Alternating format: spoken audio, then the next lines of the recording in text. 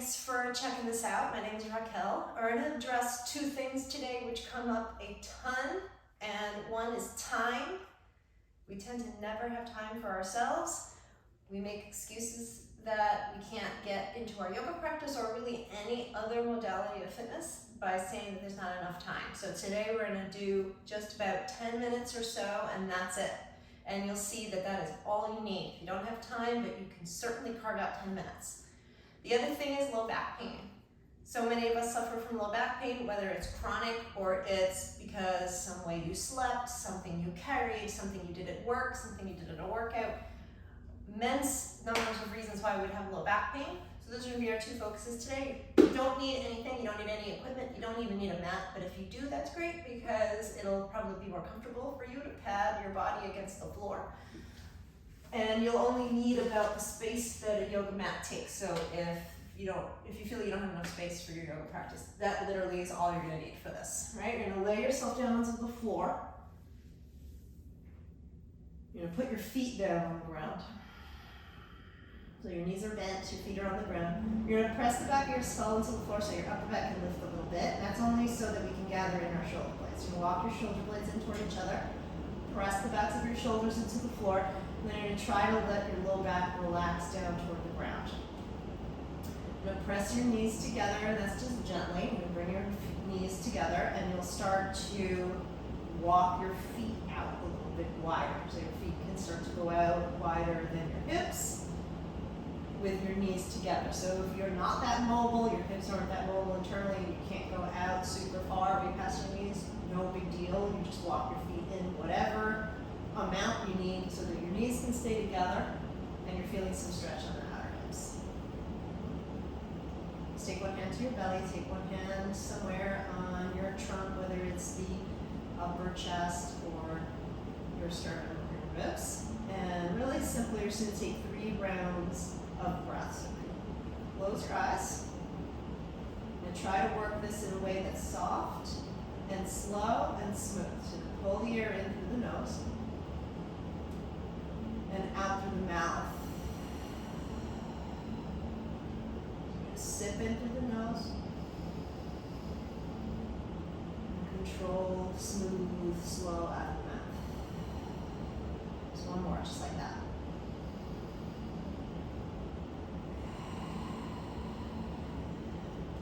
Nice. Now you're going to start to walk your feet in toward each other. You're going to stop when you're about the width of your hips. And bring your right knee into your chest and you use your hands to help you. They're going to interlace underneath your knee and you're going to pull that knee in toward your chest and then start to straighten out your left leg on the floor. If your low back is feeling too much stress in this position, instead of that bottom leg being straight, you can go back to that foot on the floor.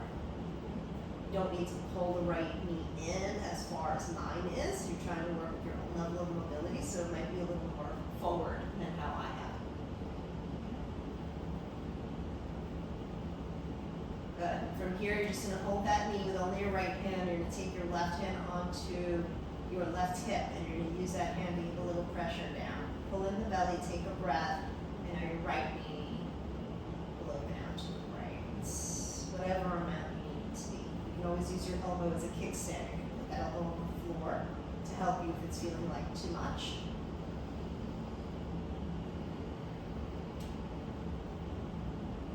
Good, and then we're going to take this into a twist. You can guide that right knee back in and then slightly across your body. You're going to switch hands.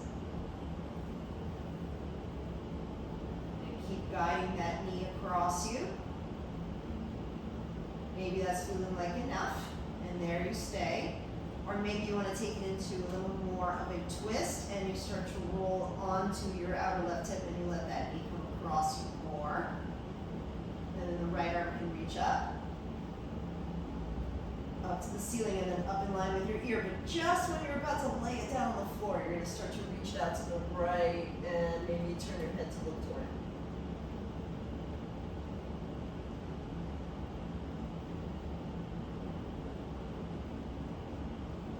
Start to come out of that twist first with the head, then bringing that arm in, the knee back up.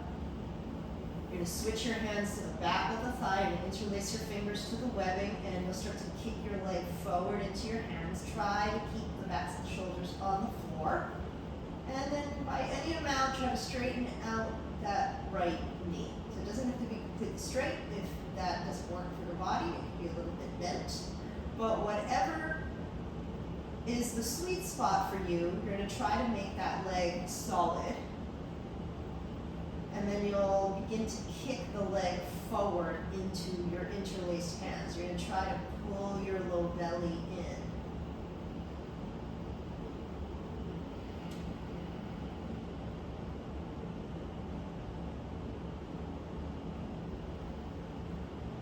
Good. Then you're going to bend your right knee, land your foot onto the floor. Bring your left knee into your chest. And again, you're going to interlace your hands beneath the knee. You're going to pull that knee in toward your chest. Whatever amount is appropriate, is feeling appropriate to you. And then the right leg can straighten out. Of course, you have that option of just keeping the right foot on the floor instead if this is feeling like too much. It's too much stress on the low back at all.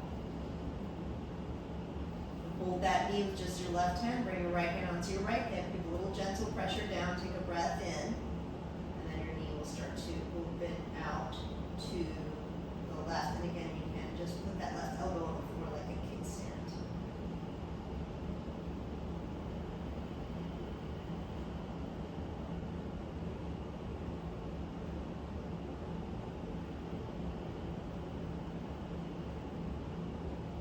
That knee will start to come back up in toward your chest, and you'll start to sneak it across the midline a bit, and you'll switch hands. The right hand's going to come to you outside the knee, and with that hand you'll guide it across whatever amount feels appropriate, and you have that option to then roll onto your outer right hip. Left arm can reach up to the ceiling, and you're starting to reach the arm in line with your ear, but when you're just shy of landing the floor, you're going to turn it out to the left and just place it down, and you might look in that direction.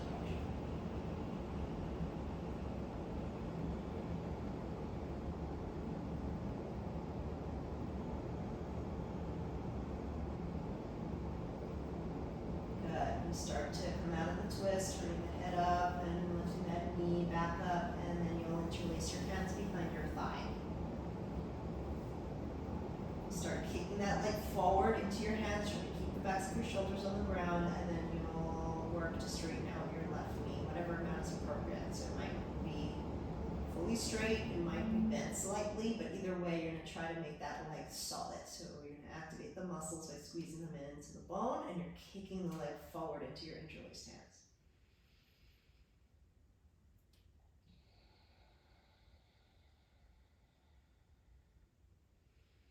Good. Just have to bend that knee and land the foot onto the floor. You're going to step your right foot to the floor.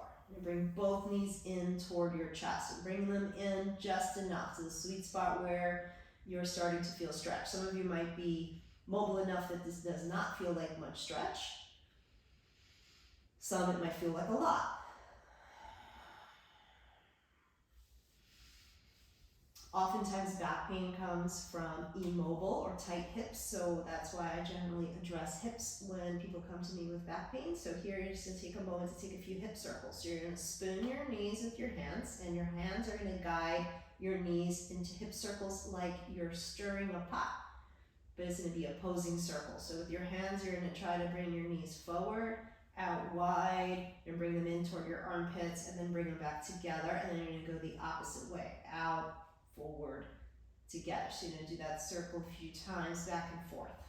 So you can go quite large with the circle. You can go quite tiny with the circle. So it depends on what feels appropriate. Then you'll bring your knees into your chest, and you're going to start creating a little momentum, because we're going to switch this up into being on our hands and knees. So of course you can just flip over and be on hands and knees, but you can take the option of rocking back to rock up into a seat, crossing your ankles, rolling over your shins, and just coming into a tabletop position where you're on your hands and knees. And you're going to take a round of cow and cat. You're going to breathe in, cow. Then breathe out, cat. Pause yourself into a table. Take a breath. Look over your right shoulder. like you're trying to see your hips, and then you're gonna make your hips wider so you can actually see them, and you're in a bit of side bend right, you're stretching that left side body. You're gonna come back in through center, take a breath in, peek over your left shoulder, trying to see your hips, and you're gonna widen your hips to the left, and you're taking this side bend left, stretching your right side body. You're gonna come back in through center. Now breathe into cow pose, so the top of the pelvis is gonna tip down to the floor. You're gonna let your belly drop and you start lifting up your ribs and chest and eyes.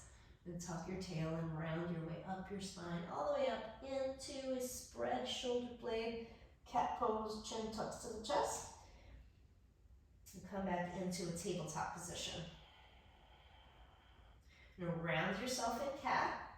And now from cat, we're gonna work our way back toward child's pose. So from that rounded spine, you're gonna start shifting your hips back and down toward your heels. You're gonna try to keep your hands firmly in place where they are on the mat, and then you're gonna rock yourself forward again as a table. Take a breath in. Breathe out, cat. Shift your hips back and down. Breathe in, forward to table.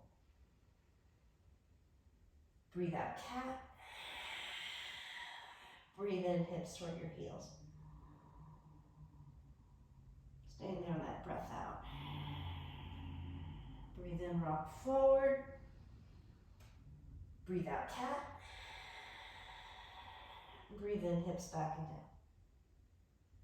Staying there for that exhale. Breathe in to table. And reach your right arm out and up with an in-breath. You're going to reach down and under the left side of your body, threading the needle. 2 more times. Breathe in, reach out and up. Breathe out and thread. 1 more. Breathe in, out and up. Breathe out, thread. Breathe in, out and up. And with this breath out, hands on the floor. And the in-breath, left side, out and up. Breathe out, weave. Out and up, inhale. Weave on the exhale. Breathe in, out and up. Breathe out, weave. Breathe in, out and up. Breathe out, hands on the floor. Untuck your toes, shift your hips back toward your heels. You can walk your hands forward for child's pose, lower your forehead down to the floor. If you can't go down that deep, you can just have your elbows down on the floor underneath you so you're a little propped up, and just let your head drop off your shoulders. Take a breath in and out. Good. Just walk your hands toward you, come up into a seat.